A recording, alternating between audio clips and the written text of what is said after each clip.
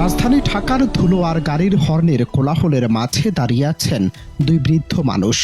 বলিরেখা পরা মুখ আর কাপা কাপা হাত দুখানি একসাথে প্রসারিত হয়েছে একটুখানি সাহায্যের আশায়। এই বৃদ্ধ দম্পতি কেবল ভিক্ষা করছেন না, বরং তারা একে অপরের হাত শক্ত করে ধরে আছেন। জীবনের চরম দুর্দিনেও একে অপরকে আগলে রাখার এই দৃশ্য একদিকে যেমন গভীর ভালোবাসার নিদর্শন, অন্যদিকে আমাদের সমাজের এক নির্মম ও কদর্য বাস্তবতাকে আঙুল দিয়ে দেখিয়ে দেয়। যে বয়সে নাতি নাতনিদের সাথে হাসি ঠাট্টায় সময় কাটানোর কথা ছিল, সে সময়ে হাতে ভিক্ষার থালা। কেন তারা আজ রাজপথে? কেনই বা নেই কোনো মাথার উপর নিরাপদ ছাদ? সামাজিক যোগাযোগ মাধ্যমের কল্যাণে জানা যায় এক নিদারুণ কষ্টের গল্প। রাজধানীর বাবুবাজারে মাত্র ২,০০০ টাকার এক খুপড়ি ঘরে ভাড়া থাকেন এই দম্পতি। তাদের একমাত্র ছেলেটি মানসিক ভারসাম্যহীন, কোথায় আছে কেউ জানেন না। বড় মেয়ের বিয়ে দিলেও সেখানে নেই সুখের ছায়া। অভাবের সংসারে সে নিজেও আজ দিশেহারা। তাই নিজের অসুস্থ শরীর আর ক্ষুধার জ্বালা মেটাতে লজ্জার মাথা খেয়ে ভিক্ষার ঝুলি হাতে রাস্তায় নেমেছেন এই বৃদ্ধ দম্পতি।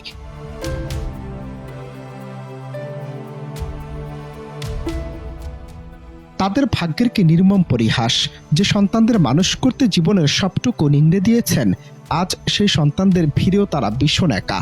ভিডিওর এক কোণে হয়তো দেখা যাচ্ছে বৃদ্ধা মহিলাটি আঁচলে চোখ মুছছেন আর বৃদ্ধের হাতটি আরো জোরে আঁকড়ে ধরেছেন। এই সংস্পর্শটুকু যেন তাদের শেষ সম্বল। বারবার প্রশ্ন জাগে, আমাদের সমাজকে এতটাই সংবেদনশীলতাহীন হয়ে পড়েছে? কি এমন দূরত্ব তৈরি হলো যে শেষ জীবনে সে বাবা মাকে পথের পাশে দাঁড়াতে হলো? যখন মানুষ সবচেয়ে বেশি আশ্রয়ের প্রয়োজন হয়, তখনই যদি প্রিয়জনরা পাশে না থাকে, তবে তার সবচেয়ে বড় ট্র্যাজেডি আর কিছুই হতে পারে না। এই বয়সে কি তাদের এভাবে থাকার কথা ছিল? বিবেক বা হৃদয়ের উত্তর হয়তো একটাই, না।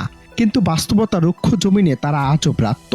বাবুবাজারের সেই জীর্ণ ভাড়া বাড়ি থেকে প্রতিদিন সকালে বের হয়ে সন্ধ্যা পর্যন্ত মানুষের কাছে হাত পাতা এভাবেই ফুরিয়ে যাচ্ছে তাদের আয়ু। যারা একদিন পরিবারকে আগলে রেখেছিলেন, আজ তারা নিজেরাই একটুখানি ভাতের জন্য পথের ভিখারি। আমাদের চারপাশে এমন অনেক জীর্ণ মুখ লুকিয়ে আছে, যারা স্রেফ একটুখানি মমতা আর আশ্রয়ের জন্য হাহাকার করছেন। অনন্ত হাসান মাসুদ, বাংলা টিভি।